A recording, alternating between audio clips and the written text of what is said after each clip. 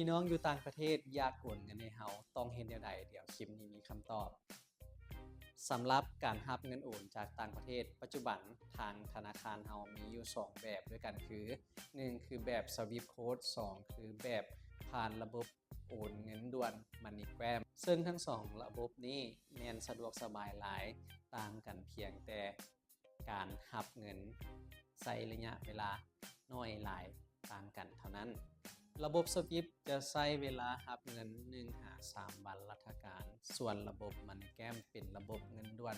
ลูกค้าสามารถรับเงินภายใน10นาทีภายหลังจากผู้โอนต้นทางสำเร็จเนาะทั้งนี้ทั้งนั้นเนาะต้องให้ผู้อยู่ฐานต่างประเทศเข้าไปพัวพันธนาคารหรือว่าตัวแทนไกลบ้านเนาะว่าถ้าต้องการอยากโอนเงินไปลาวต้องเฮ็ดแนวใดสำหรับเบื้องเฮาเนาะถ้าโอนผ่านทาง Swift Code เพียงแต่แจ้งเลขบัญชีชื่อบัญชี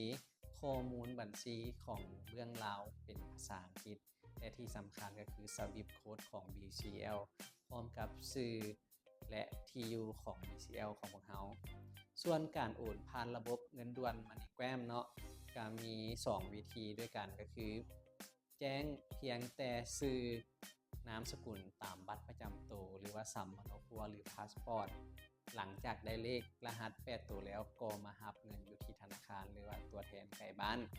ส่วนอีกแบบหนึ่งก็คือแจ้งเลขบัญชีและชื่อบัญชีให้ผู้ทางอยู่ต่างประเทศเข้าไปโอนผ่านทางตัวแทน MoneyGram ไกลบ้านของเบื้องต้นทางเนาะหลังจากที่เราแจ้งเลขบัญชีและชื่อบัญชีไปแล้วถ้าหากเขาเจ้าโอนสำเร็จเงินก็จะเข้าบัญชีเราภายใน30นาทีเด้อเห็นบ่ทุกคนการรับเงินโอนจากต่างประเทศบ่แม่นเรื่องยากเนาะถ้าหากผู้ใดสนใจสอบถามอย่างเพิ่มเติมก็สามารถคอมเมนต์ถามกันมาได้เด้อ